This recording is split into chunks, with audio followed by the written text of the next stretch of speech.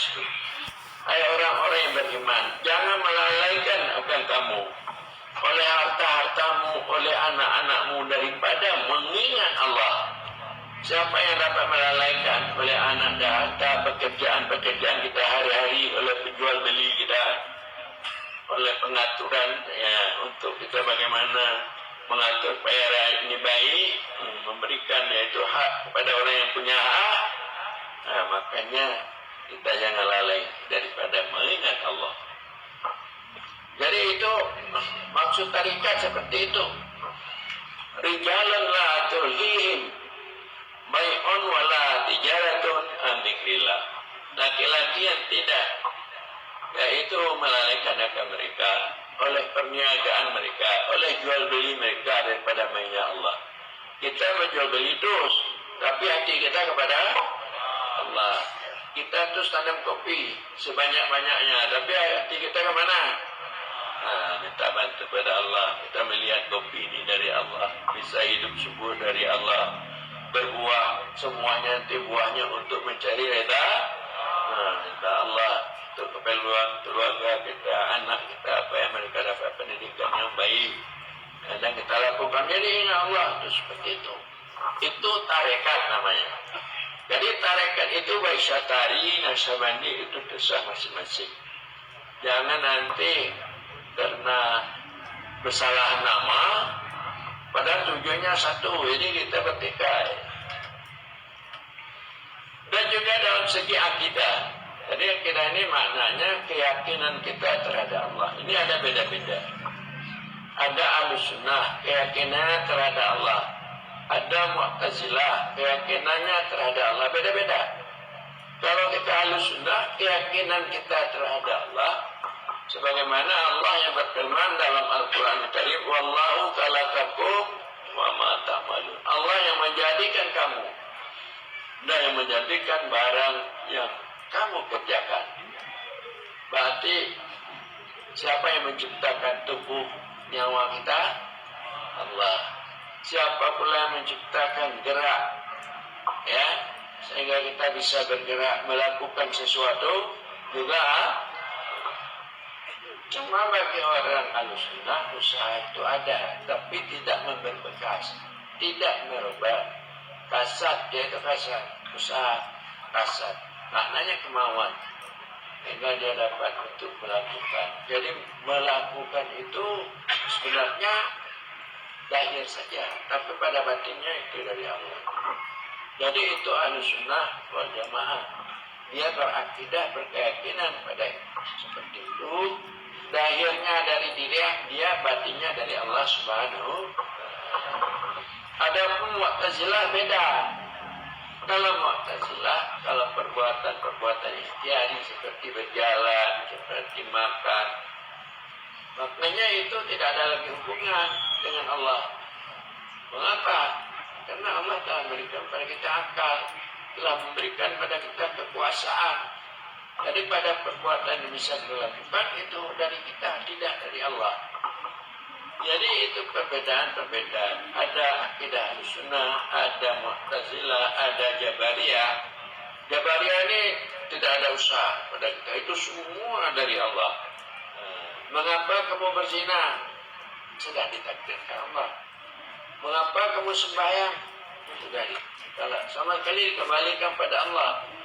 Tidak kaitannya taklif yang ada tumbuk yang diperintahkan kepada dirinya sebagai usaha. Itu tidak ada pada Jabariyah.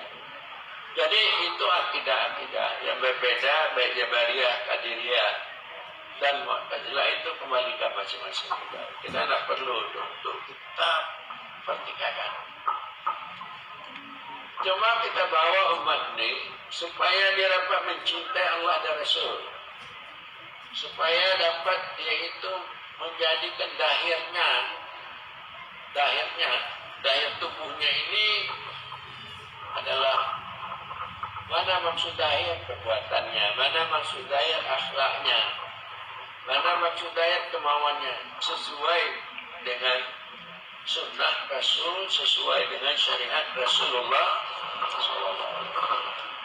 Inilah manusia yang adil yang beradab. perbuatannya yang dilakukannya sesuai dengan apa yang dikehendaki oleh Allah. Umpamanya pemerintah sesuai dengan apa yang dikehendaki oleh manusia yang beradil dan beradab, jadi telah dipedomani yang dijabarkan di dalam undang-undang dan peraturan sesuai. Itu dikatakan kita kembali kepada Muhammad, pada hakikat Muhammad. Tahukah anda hakikat Muhammad? Zahir Muhammad syariat namanya. Batin Muhammad, hakikat Muhammad. Hakikat Muhammad. Hakikat Muhammad itulah hakikat namanya. Zahir Muhammad syariat, batin Muhammad hakikat. Kita kembali kepada batin Muhammad, pada hakikat. Apa itu batin Muhammad? Yaitu batin yang dimaksud yang telah berada di martabat sifat, di martabat wadah di dalam ilmu kekaidan. Dengan makna itu merupakan nurullah, cahaya Allah limpah ya, kepada Muhammad Rasulullah.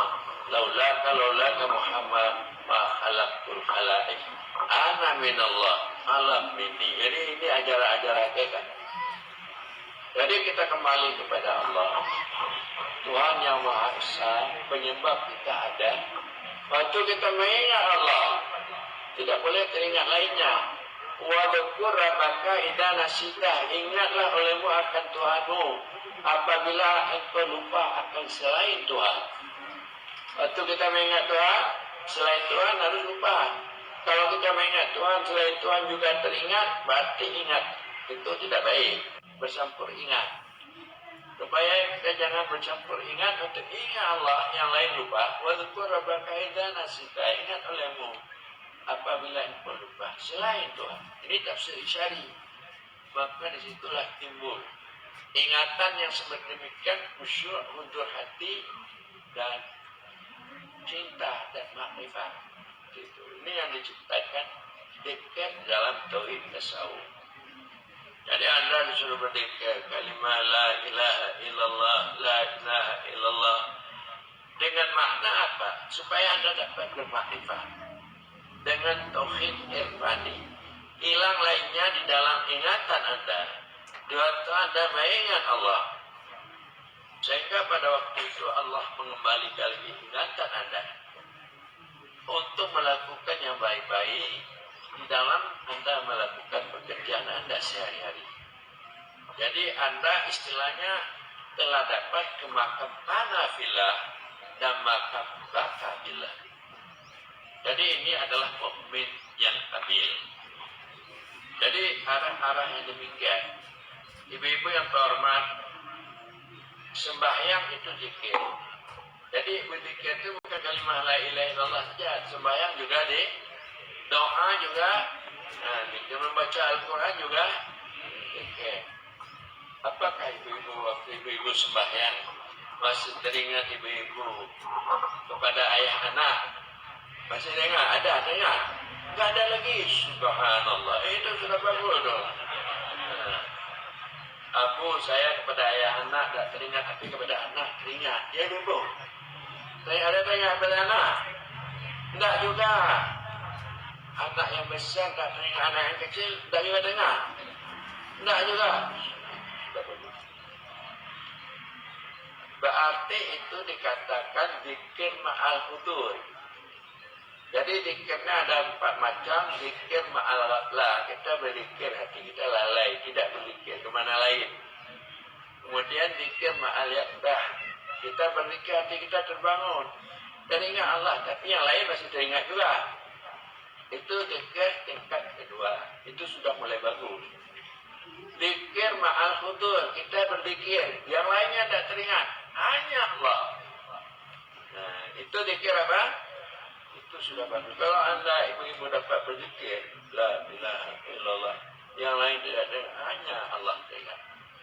Setelah ibu-ibu berzikir, ibu berjalan, nampak saja apa pekerjaan yang harus ibu lakukan dan Allah akan membantu.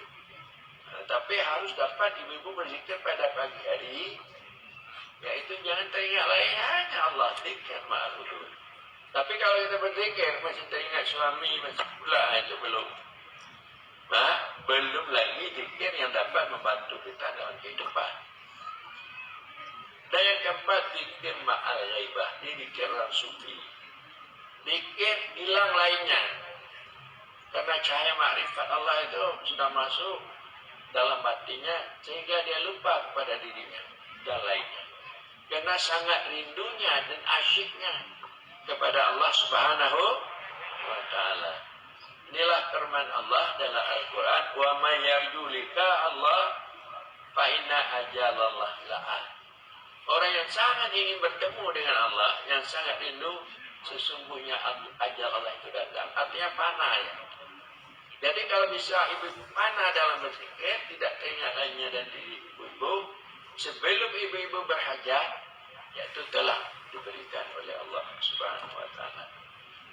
Jadi inilah mukmin yang kamil, yang Al-Qur'an mengatakan, "Wa may yattaqillah yaj'al lahu makhraja wa yarzuqhu min haitsu la yahtasib." Kalau kita bertawakal bertakwa kepada Allah, Allah berikan rezeki yang tidak kita sangka. Allah akan memberikan kita jalan keluar di mana-mana. Jadi keimanan yang seperti ini tidak lagi dicita-citakan, tidak lagi diinginkan oleh umat Islam. Lebih-lebih generasi kita yang muda-muda. Nah, dia tahu dia bagaimana mencapai kesejahteraan hidupnya dengan rasio, dengan akal, dengan tahu sumber daya alam, sumber daya manusia, sekolah sini, sekolah, dan itu payah untuk mencapai tujuan. Cobalah dengan keimanan, takwaan, insyaallah takengon Aceh Tengah dia akan berjaya.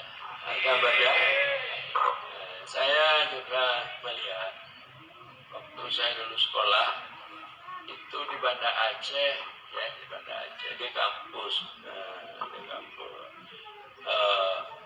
Cekwala itu dan juga JN, itu banyak dosen-dosen dari Aceh Tengah, orang-orang Aceh Tengah dalam berbagai disiplin ilmu, baik agama walaupun teknik atau macam, ya, itu dari Aceh Tengah, dari teknologi.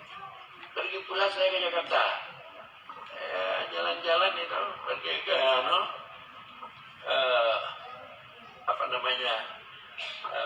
ke Istana Merdeka, Istana Merdeka. Jumpa juga saya orang Aceh Tengah. Dia kamu ajudan. Pak pula. Jadi orang Aceh Tengah ini cukup senior. Tapi untuk beriman bertakwa, kata Pak Bupati, insyaallah akan datang. Jadi kalau ada ulama Merapi di Aceh Tengah datang untuk akal ilmu pengetahuan itu sudah ada. Bentuk keimanan bermakrifat. Kalau seorang ini beriman dan makrifat, ya, samping itu dia mempunyai ilmu pengetahuan, tahu sumber daya alam, sumber daya manusia. Dia ada yang beriman, ya, yang bermakrifat. Dia tahu sumber daya Allah, sumber daya. Ini kita hanya mencari tahu sumber daya manusia, sekolah sumber daya alam, untuk mendapat sumber daya Allah, sumber daya. Ini kurang adanya. Jadi ini adalah para wali-wali Allah, para wali-wali yang mendapatkannya. Jadi kata Bupati, insyaallah akan datang. Amin. Barangkali demikianlah pada kita berzikir ya 10 menit kepada yang